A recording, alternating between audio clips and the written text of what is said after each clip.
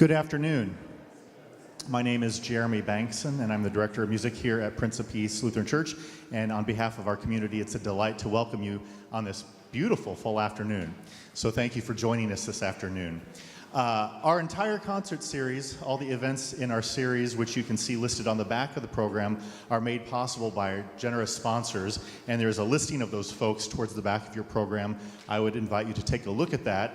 If you feel somehow that list seems empty, we always welcome further support to make these concerts possible, and there are a number of ways to do that. So let us thank the people who have made these concerts possible with a round of applause.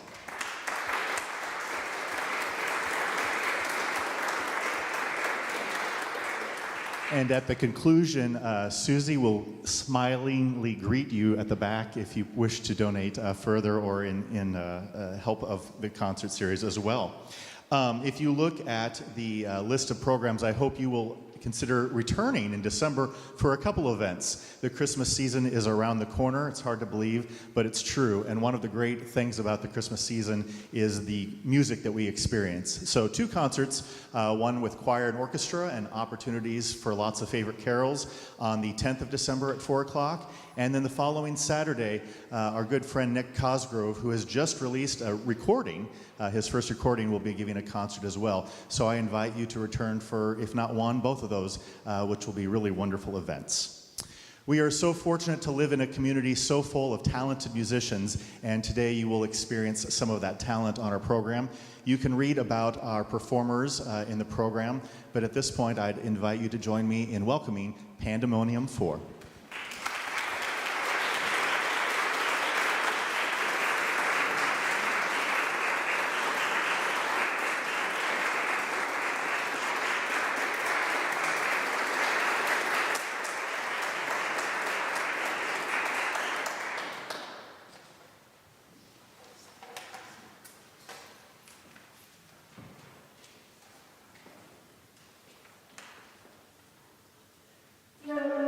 Yeah.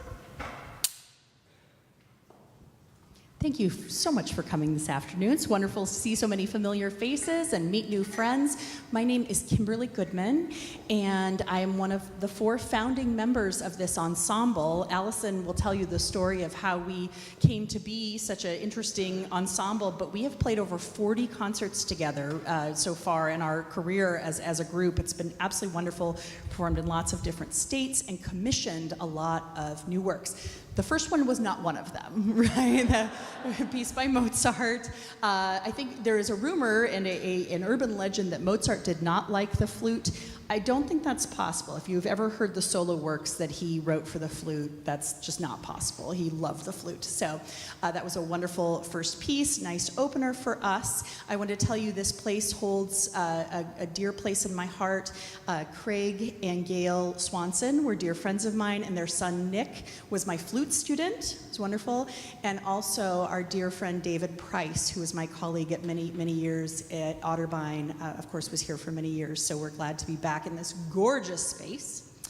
We wanted to take the opportunity to introduce ourselves to you. So Kimberly Goodman, I'm the Executive Director of the McConnell Arts Center in Worthington, right down the street from here.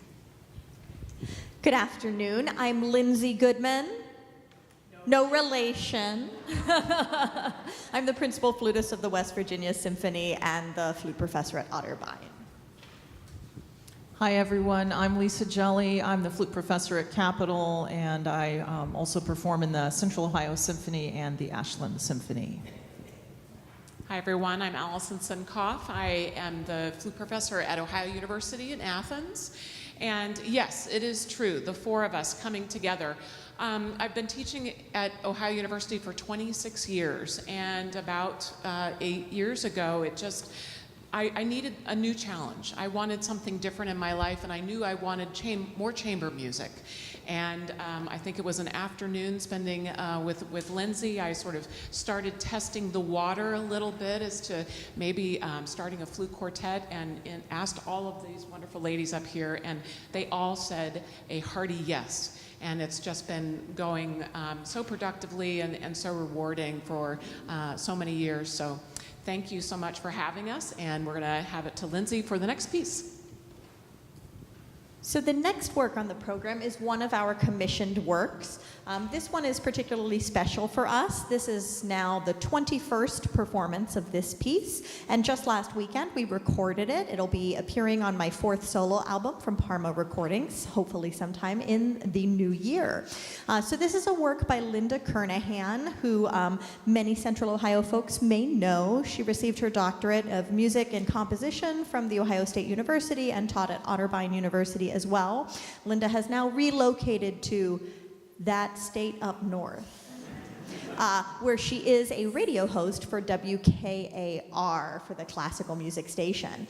Her work, My Compass Still to Guide Me, she wrote in memory of her father. So when she was initially going to write us a work, she wanted 4 dueling divas, and then during the process of the composition, her father became very ill and passed. And he instilled in her a love of travel. She has a lighthouse tattooed on her arm in his memory, and so this piece is the idea that he is her compass, still guiding her through life. So we hope that you enjoy Linda Kernahan's lovely My Compass Still to Guide Me.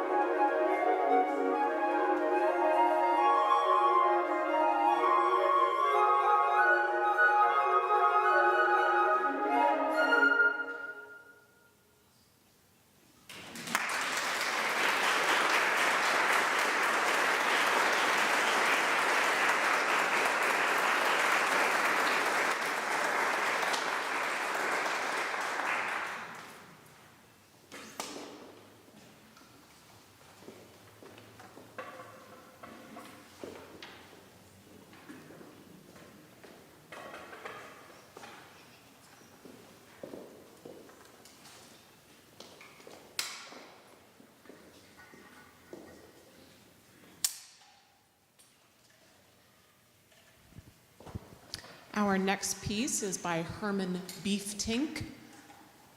Herman Beeftink. If you don't know the name, you will know the name maybe more often in the flute world.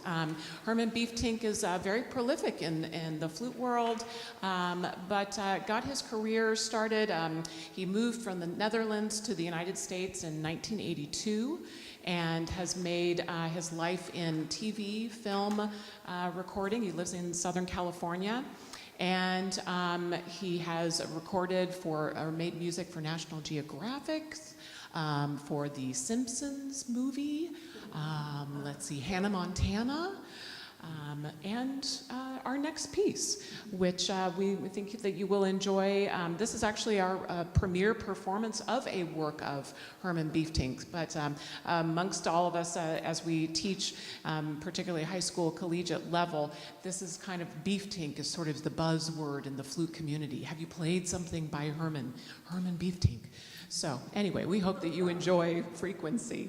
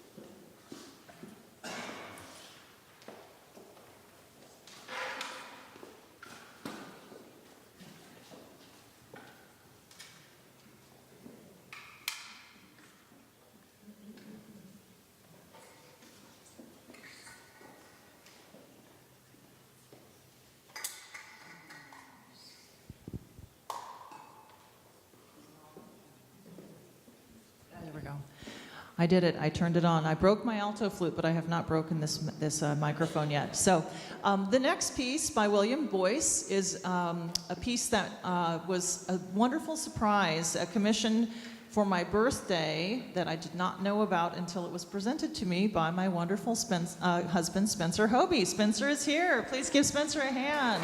Yeah. And Spencer is such a great fan of us in PANdemonium4. It's so great to have him at all the concerts he can come to. But he loves Baroque music, and we did not have any Baroque pieces in our repertoire.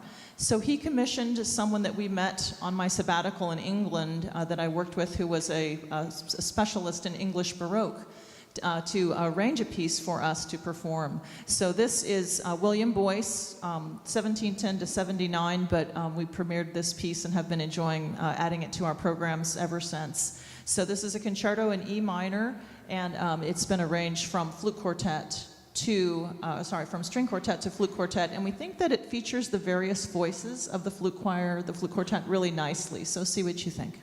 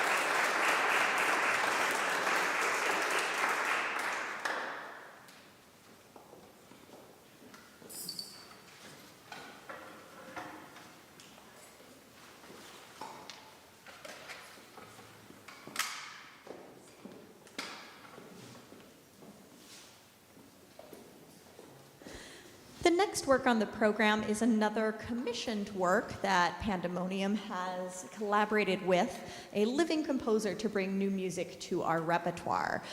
Being an all-female ensemble, it's very important to us that we continue to support female musicianship and artistry. For so many centuries, it was just guys. So, to that end, the next work is by wonderful Pittsburgh-based composer Nancy Galbraith, who is the head of composition at Carnegie Mellon University. She's a dear friend of mine. She's written me a concerto, a flute and piano work, and now this wonderful piece for our flute quartet called Blue Capriccio. When I asked her why this title, she said, "Oh, I only write the music. My husband's the poet. He comes up with the titles." So she doesn't know why it's called that either. But thanks to Matt Galbraith for a wonderful title, and you'll hear a lot of fun things in this piece. Nancy is a lover of the classical canon as well as rock music like the Beatles, and so you'll hear some beautiful rhythmic writing, some beautiful melodic writing, as well as some fun beatboxing effects. So this is Nancy Galbraith's Blue Capriccio for flute quartet.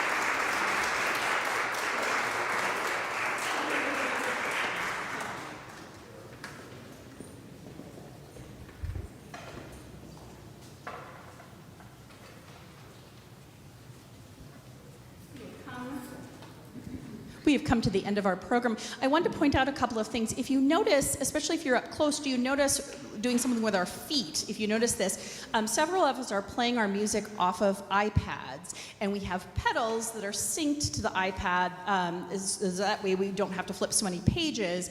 Takes a little getting used to, I'm just saying, but it's very, very helpful for a lot of the contemporary music that we play. One other thing before we part today is we wanted to make sure that we showed you the members of the flute family. So at the top, we have the piccolo, which you've heard a little bit of today, a little bit, get it? Then you have the C flute, the concert flute, which all of us have played and all of us will end this concert with. We have the alto flute, one of them being broken, but several of them have the curved head joint. I played one earlier with a straight head joint, so we have that option. And then the last one, Lisa, can you hold up the bass? Oh, thank you. And Allison has the bass flute that I played in the voice, and it just really fills out the ensemble to have all of those different voices. There is a flute bigger than that, believe it or not. There's several flutes bigger than that, that are, yes. We haven't ventured into that space yet, so. We wanted to thank you so much for coming. If you told your friends, what are you doing today? We're going to a flute quartet concert. Really? So we appreciate you going on this ride with us. My thought is good music, right? Doesn't matter what instruments, if there was a banjo and a wooden spoon and all of these things, it doesn't matter if it's good music. So we hope that you've really enjoyed this. We love making music together, and I think that comes across. And it's just very important to all of us to continue to commission works and to play this wonderful music. So, speaking of, our very last piece is a work by Tony Zelinchik. He is a professor of tuba and composition at Capital University, one of Lisa's colleagues and a friend to all of us. And we were looking for a piece, and so he actually has used what is the code? Morse code that he has infused into this, the words, it's PANdemonium. So you will hear Morse code in there. He took our name and made it into this really clever piece that we just also recorded last weekend. And we're so thankful to him. And it's going to show off some of our hidden talents. So thank you so much to Jeremy Bankston and to all of you. And thank you again for coming.